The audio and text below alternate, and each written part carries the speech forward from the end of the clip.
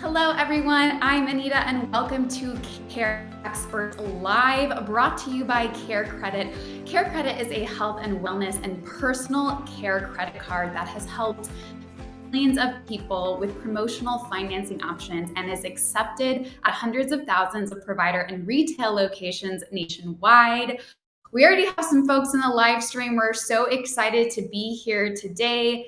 Thank you, everyone, for joining us. So, today we're actually going to be answering some questions about cosmetic, plastic surgery, and reconstructive procedures with Dr. Justin West. So, before we get started, we actually have 3 Amazon gift cards to give away today, each valuing $200, and you can win one of them. So, all you have to do is like CareCredit on Facebook and participate in the comments today during our show. It's so easy. So every 10 minutes, you'll have a chance to enter. So we encourage everyone to stay active during the whole show. So here's how to enter the CareCredit live sweepstakes in the first part of our show.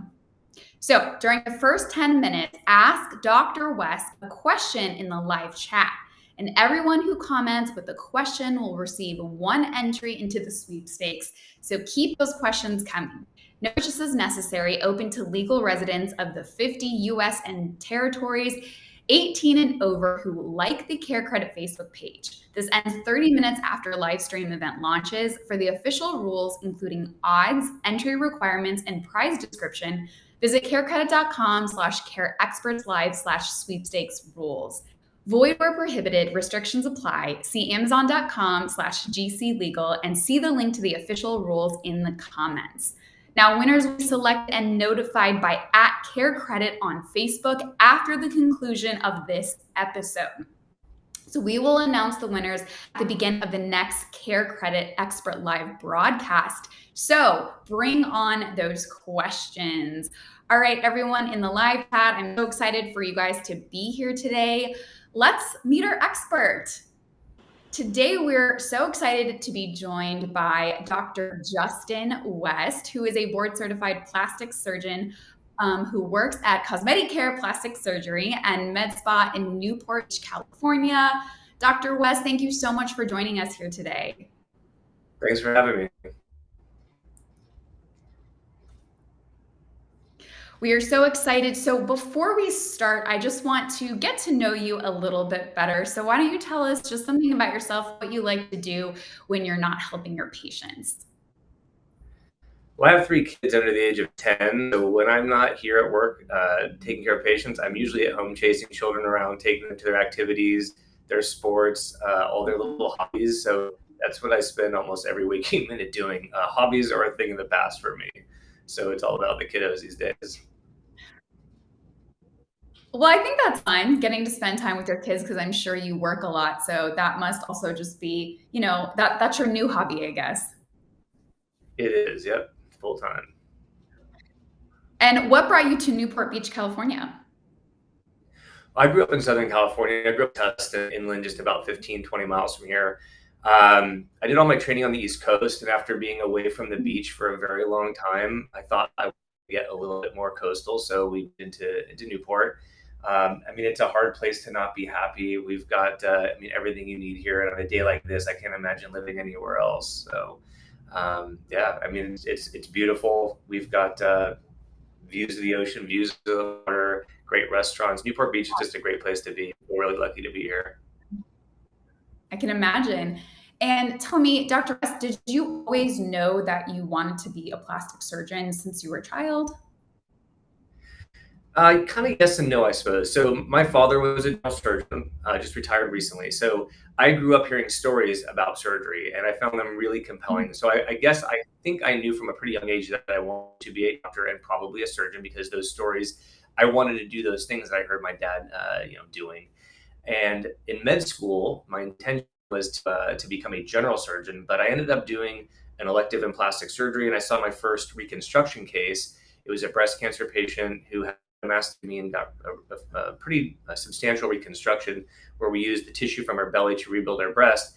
And that just stuck with Wow. me in a way very different than general surgery. So I changed past there and decided instead of general surgery to do plastic surgery. It really resonated. Able to put somebody back together, make them feel whole and complete and feminine after going through something that was really emotionally challenging. It was a really neat thing to be a part of. Well, thank you so much for sharing just a little bit of personal details about your life. And I feel like we know you a little bit better. So let's just turn to our audience and jump into a question. Let's see. So the first question that I have is, what's the recovery like for a rhinoplasty, and how quickly can I go back to work? And that's from Steve H. That's a great question. So I would say in terms of there's a lot of different parts to that, but in terms of how you will feel, most patients feel okay after about 2 or 3 days, a day or two. There's a lot of stuffiness, swelling. You look in the mirror and you get black and blue eyes, and you think, what did I do to myself? There's a splint that patients have to wear that they can be a little bit self-conscious about. If you're working from home, you could probably do that within 48 hours. In terms of feeling good about how you look to the public, it might be a week or two, a week to get the splint off, depending on, whose practice you're at. And then to get the full resolution of all the bruising, maybe about 2 weeks. So it really depends on what you do, who you're in front of, how comfortable you are. But if it's working from home, that's super, usually 48 hours, a lot of our patients are getting back to normal routine. Wow. So it's not very long at all, I guess. Not really. So we have another question from Tuck R. Are there any negative long-term effects from using Botox? Not that we're aware of. I think that we've been using Botox for a long time now, and I think that but they've been in use long enough that if we were going to see problems, we should see reports over and over by now. Fast forward 20, 30 years, is it possible? Sure. Sometimes we see that with medications, but those are usually medications that people are in their mouth. We find that you use a pill and use it for 30 years. Sometimes you have issues with your kidney or liver. Botox, it's injected, it gets down it's basically entirely out of your system within 3 months. I think that when I think of Botox and problems, it's, could you have a toxic response from having too much? Yes. If we were to have hundreds of units injected into you, you could have serious problems. But that's not how in plastic surgery, the use of hundreds of units would be unheard of. Believe it or not, Botox is actually used outside of cosmetic surgery. So we use it in people who have joint contractures, patients with cerebral palsy, and other medical problems, where we actually inject Botox to sort of try to loosen up their muscles at their joints. In those cases, we're often using hundreds of units. And I say I don't do those injections myself, but neurologists, orthopedic surgeons, and other folks. And so there are procedures where, like that, where you're using a higher overall concentration, more product. Could you have problems? Sure. But we've also learned over time really how to avoid that too. So going back to cosmetic procedures, no, I mean, right now there's no, the risk of Botox is really quite minimal. What we see is maybe sometimes some local reaction at the skin, but in terms of long-term use, no issues. Well, that's great to know. And also, I'm sure just, as you said, it has been tested and been used in so many other procedures besides cosmetic procedures. So that's good to know for patients as well. We have another question from the chat from Joni R, who is asking, how do I prepare for a facelift, and when is the best time to get one? Well, I think there's a couple different components to that question too. So in terms of, let's start with, when's the best time to get one? I think that when you find yourself looking at the mirror and doing this once a day or twice a day consistently, and you start to see the loss of that jawline, and you pull back and you say, okay, that's the jawline I'm used to seeing. Or you're really bothered by your neck, either in photographs or when you're on Zoom calls. I mean, these days we spend more time looking at our faces than we ever have before because of all the social media stuff that people are doing. But if you're pulling your skin back this way, say, oh, that's the neck that I really want to see again, then you're probably going to end up being a candidate for a neck lift. I mean, ultimately, you need to see a plastic surgeon to be evaluated to say, yes, in fact, you have the anatomical features that are associated with somebody who's ready for a facelift. But that's part of it, is, do you have the features that are associated with it? If you're 40 years old and you have a jawline, and you're probably not going to be a candidate for it.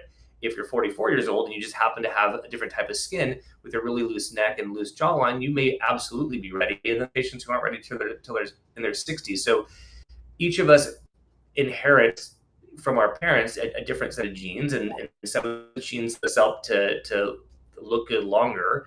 But it really comes down to is, do you have the features? Have you lost that jawline, and then have you lost the neck? The other part of it, in terms of the question was about recovery. What was the first part? Sorry, I got sort of focused on the second part. Yeah, no, just how do you prepare for a facelift and what the best Uh, time is? And I know I can do answer, it kind of varies depending on person, but I think yeah. he was all wondering how to prepare for a facelift. I think, preparation, there's number, I guess you would spend your time finding the right plastic surgeon to do your work, right? So part of the preparation is doing interviews, having consultations. Then there's things that you can do for yourself in terms of skincare. If you're a smoker, you want to stop smoking, that just degrades the quality of your skin. You want to start using sunscreen if you are already doing it, antioxidants. You want really good skincare. The way I think about a facelift, you can think of it like working on a house. If you just paint a house that's 45 years old, it's still a 45-year-old house, but now it has a fresh coat of paint on it. If you go and you start replacing some of the lumber, some of the structure, now you're changing that house more, and you're going to have a more durable result. And so a facelift will tighten the deep structures below the skin. You're also going to remove some of the excess skin. You also want to treat issues about the tone and the skin quality. So really, it's a holistic approach for total skincare, and it's something that usually your plastic surgeon will help you manage. So I would say if you're thinking about facelifts on a regular basis, start that process of scheduling consultations, meet with experts who do it well, find a team you trust, talk to them about skincare, and make sure they're presenting you a total package in terms of covering not just the surgical side, but all the really non-surgical parts that support that. Well, thank you so much for that thorough answer. It's been very informative, but before we continue, I want to give a shout out to everyone that's been in our chat. I see Judy, Slim, Sandra, Tisha. Thank you all so much for being here, and thank you for tuning in. It's now time for our second chance to enter our sweepstakes.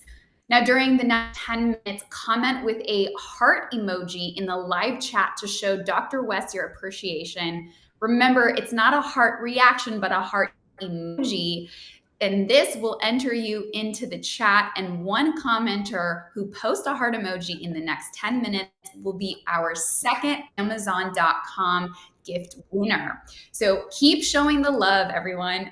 Remember, you must also like CareCredit on Facebook. No purchase is necessary, open to legal residents of the 50 US and territories, 18 and over who like the CareCredit Facebook page, ends 30 minutes after a live stream event launches. For the official rules, including the odds, entry requirements, and prize description, visit carecredit.com/careexpress live sweepstakes rules. Void where prohibited, restrictions apply. See the Amazon.com GC legal rules in the comments. Now, the winners will be selected and notified by @CareCredit on Facebook after the conclusion of the episode. So we'll announce the winners at the beginning of the next CareCredit Expert Live broadcast. So now it's time to get back to your questions. So let's see. We had another question come in from Erica E about liposuction, and it is, what are the differences between a tummy tuck and liposuction? So tummy tuck is a procedure where we actually cut out extra skin and fat. So we're also tightening up the muscles that get separated either by weight changes or pregnancy. Liposuction uses very small incisions, and you're just removing fat essentially through what looks like a metal straw. So the main difference is the tummy tuck's going to get rid of extra loose skin, and it's also going to tighten up the muscle, and that's going to give you a really flat belly. If your muscles have become separated over time, liposuction works great for patients who have a little bit of stubborn fat they can't get rid of with diet and exercise, where they've got great skin quality and all they need is a little bit of fat removed, and then the skin sort of shrink wraps around that. Got it. Thank you so much for that. Now we had another question from Megan L, and this one is about lip fillers. And Megan wants to know, how long does lip filler last? So it depends on the patient and it depends on the product, but in general, let's say about 3 to 6 months. It doesn't last as long as fillers in some other areas, mostly because the mouth is such a mobile structure. If we put filler high up in your cheek, it moves as you animate your face, but not a tremendous amount. Whereas as you notice the screen and talking, the mouth is moving constantly. You put filler in the lips and it just gets distributed just much more quickly. It just breaks down a little bit faster. 3 to 6 months is a pretty typical range depending on what product you pick. Now, we had an interesting question come in from Amanda O, who wants to know what are your thoughts on preventative Botox and what age do you recommend starting? It's interesting when I remember thinking it was 15 years ago or more when people started asking the question, should we be treating wrinkles before we see it? At the time, I thought that it didn't make sense to me. My thought was let's treat wrinkles once we see them. And I think that as people have become, as we have as providers become more and more comfortable with Botox, you start looking at using it in different ways. And so I think it's definitely more common now for people to come in for preventative Botox use. For in our practice, I would say, probably patients in their early 20s are not uncommon at all. These are often patients who haven't started to develop crow's feet. They haven't really started to develop lines, the 11s between their eyes, but they don't want to. And so it's not unusual at all for us to inject before we see the problem. So I think it's a much more accepted trend than maybe we would have thought of 15 years ago. Yeah, that makes sense. We had another question from Lena W, who is asking, what are the pros and cons of traditional liposuction versus cool sculpting?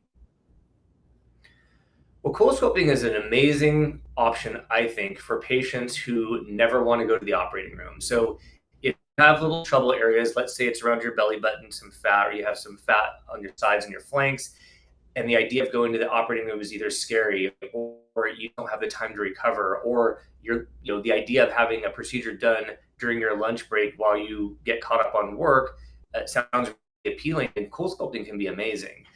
You just have to be prepared that it often takes a few cycles to get the results you want. So we have this concept of treat to complete. We keep seeing those patients Mm-hmm. and we keep freezing those areas until they get the result they want. Liposuction is also a fantastic procedure. It's obviously a little bit different because it's a surgical invasive procedure. In some cases, it can be done in the office when it's a very small area. In other cases where we're taking a lot more fat, we prefer to take those patients to the operating room. There's a recovery to it because it's surgery. Whereas with cool sculpting, essentially you come in, read a magazine, or get on your computer for an hour or two while you're having your cool sculpting, right back to work or right back to life. So there's no recovery. So they're both great options. It really comes down to what are the areas of concern, how big is the problem, and then what do you have time for. But between cool sculpting and liposuction, we can treat just about anybody. So it's nice to have both options available. Yeah, it sounds like they're both great options, but just as you pointed out, the recovery time is going to be a lot longer with one versus the other. Now, we had another question from Erica B, who wants to know what are the differences between a breast augmentation, breast lift, and breast reduction? Okay. So a breast lift, the way I think about it is this. If you are the kind of patient where when you have a bra on, you like the size of your breasts and what your breasts look like, but when you open that bra and your breasts drop, the patient is a great candidate to be a breast lift. Essentially, what we do is we're tightening the breast to get them to stay in that position that your bra is kind of creating. So we essentially remove some extra skin. It's sort of like, think of it like tailoring a dress.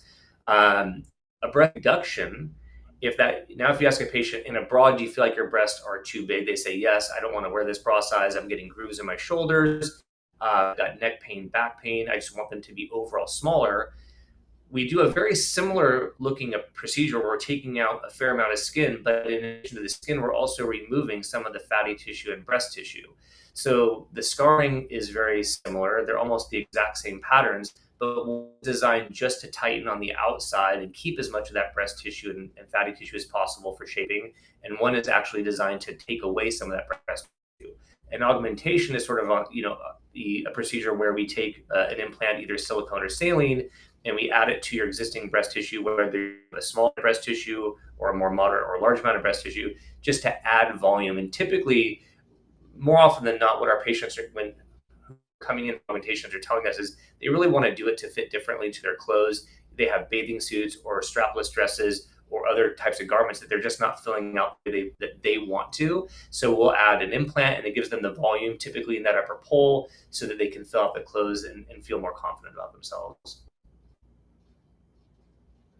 All right, well, thank you so much, Dr. West, for that. It's now time for our third and final chance to enter the Hair Experts Live sweepstakes. So during the final 10 minutes, comment with what topic you want to hear about our next live episode. One commenter will be selected as the winner of our third Amazon.com gift card for posting a suggestion during these last 10 minutes. So tell us what you want us to cover next time. And remember, you also must like CareCredit on Facebook. No purchases necessary. It's open to legal residents of the 50 US territories, 18 and over, who like the CareCredit Facebook page, and it ends 30 minutes after live stream event launches. For the official rules, including odds, entry requirements, and prize description, visit careCredit.com/careexpertslive/sweepstake rules. Void where prohibited, restrictions apply. See Amazon.com/GClegal and see the link to the official rules in the comments. The winners will be selected and notified by @CareCredit on Facebook after the conclusion of this episode. So we'll also announce winners at the beginning of the next Care Experts Live broadcast. Now, I just want to call out a few participants and viewers we have in the chat. I see Patricia, Tori, Brittany, Katie, Alice. Thank you guys all for being here. Now it's time to get back to our final questions. So Dr. West, let's see. I have a question from Colette W, who is asking, what exactly is a mommy makeover? So it's a pretty common procedure, and it really it's a combination of a few things. It's usually a breast procedure that could be placing implants, it could be a breast reduction or a breast lift, or it could be a breast lift with implants, and then a tummy tuck. And the idea is that the reason it's called tummy makeovers, we often see patients who come in. It's been 6 months or a year or 2 years since they had their last child, and they express concerns about the way their body has changed after pregnancy and plus or minus nursing, a child. And they're concerned that they've lost the way that their belly used to look, or their breasts have changed in a way that they're not happy with. And so there's some common things that we see over and over. Typically, it's breasts that have dropped. It's some extra skin and stretch marks that patients don't like, and sometimes it's adding some fat out to the flanks. So it's usually, like I said, breast surgery to restore the same look that they had before becoming pregnant, flattening the belly by taking out skin and fat and tightening the muscle. And then oftentimes we're doing liposuction. Sometimes it's to the bra roll, sometimes it's the flanks, sometimes it's the abdomen, and sometimes it's all those areas. Just the common areas that patients tend to complain about after going through that process that changes your body so much. What exactly is the recovery time for a mommy makeover procedure like? This question is from Tisha S. Yeah, it's one of the big recoveries. I mean, once you start talking, the tummy tuck is really probably the biggest recovery of everything we do. And once you start adding procedures to that, you're extending that. I would say, average, our patients typically start kind of getting back to feeling themselves within about 5 to 7 days after a tummy tuck. In terms of getting back, it really depends on what you do. If you work from home, a lot of our patients are working from home by about day 5, 6, or 7. If you're commuting to work, it might be, we typically recommend patients take off about 2 weeks. If you have a really intense job, sometimes we'll get FedEx drivers or UPS drivers who have to carry a tremendous amount of weight. So their recovery might be more like 6 to 8 weeks because they just need that much more time off before they really engage and flex that core. We let people walk the day of surgery. We encourage it. We ask people not to go to the gym for about 6 weeks because we don't want you flexing and working out when we've just repaired the muscle separation. But people typically start feeling pretty reasonable, like I said, day 2, 3, or 4. The first day or two is the challenging time. People don't sleep as well because they're a little bit uncomfortable. We take a lot of effort, or we put a lot of effort into controlling patient discomfort through steps that we take while asleep and then steps that we take after they're asleep. So it's something that we think about all the time, how to make that experience as positive as possible. We had another interesting question come in from Matt S, who wants to know, what do you recommend we look for when shopping for a cosmetic surgeon? Well, I think you want to find somebody who's well trained to do the procedure that you're interested in. So in general, I would recommend finding a board certified plastic surgeon. There is a difference between being a cosmetic surgeon and a plastic surgeon. Plastic surgery is an actual discipline where there is a residency. So I went through, for example, 6 years of plastic surgery training. I then did a 7th year of fellowship. Cosmetic surgery is a discipline where you could be an OBGYN, You could be an ER doctor, go to a course in Vegas and learn how to do breast augmentation, and then you're out doing the procedure. So whereas I have done thousands of plastic surgery procedures, by the time I started my practice, these people might have seen or observed or maybe helped out in one or two procedures. So I guess I would compare it to, getting on a plane and asking your friend who took, a couple of hours flying lessons to fly you to San Francisco, or do you want to go to San Francisco with a Top Gun pilot? My Mhm. suggestion is it's your health and safety. Find the best trained person.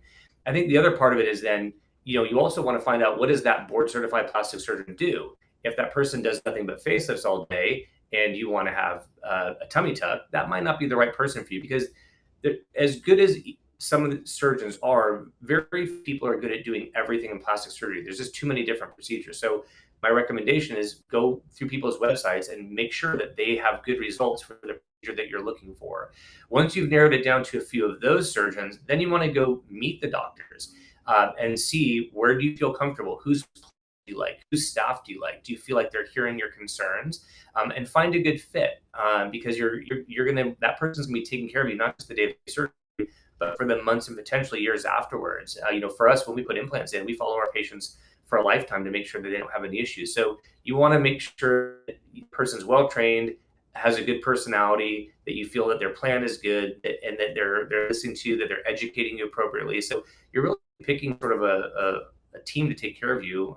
So put a lot of effort into that. Find a good team. Yeah, thank you for that thorough answer. And that was a great question again. And that was from Matt S. and Tina J. We have another question that just came in, and it's from Sheila B. asking, is there an age limit for cosmetic surgery? Well, I mean, you could talk about on the both ends of that equation. I would say for most of the cosmetic procedures that we do, it's usually patients over the age of 18. That's not always the case. There are some exceptions. On the other end of the spectrum, is there an age after which it's too old to have surgery?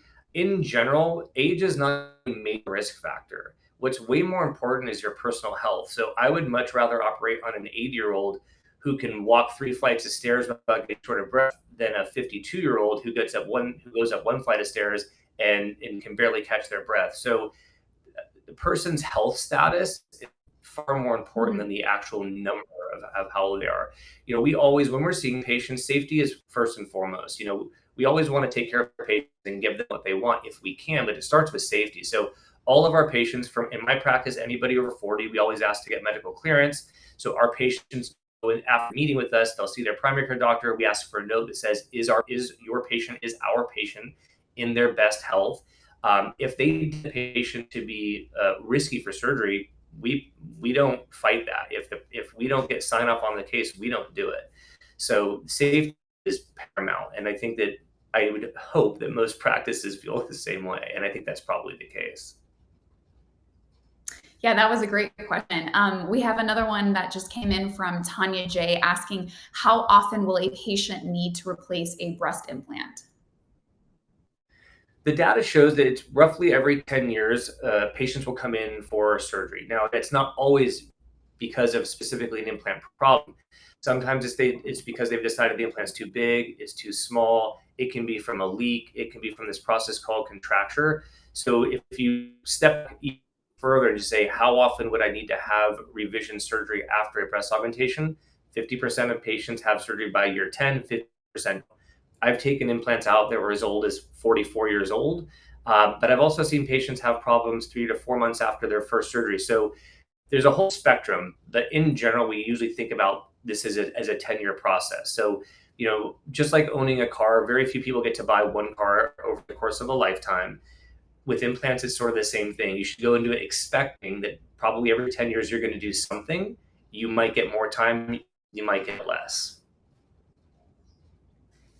And Dr. West, our final question is from Jamie L, who is asking, what is the most common plastic surgery procedure that you see? Most of my practice is breast surgery. So, for me, it's breast augmentations, breast lifts. I do a lot of revision breast surgery for people who have implants who don't like the way their implants look anymore. But yeah, surgery is by far the most common thing I do on a daily basis. Well, Dr. West, thank you so much for your expertise today. It was wonderful. We're so happy to have had you. Thanks for having me. I really appreciate it. And thanks for everybody for participating. Thanks for all your great questions.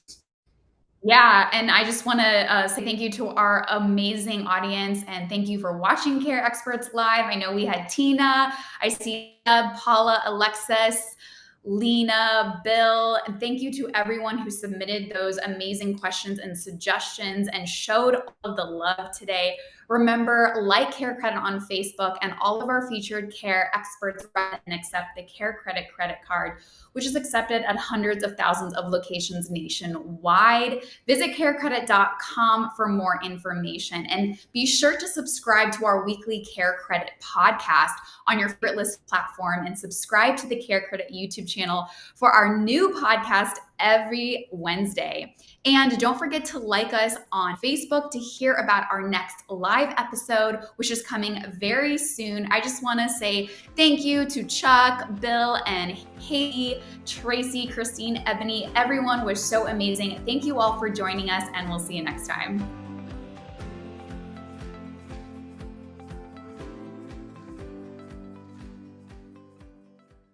Thanks for joining us on Care Experts with CareCredit. If you enjoyed this episode, please subscribe and share with friends and family. And stay tuned for new episodes every week.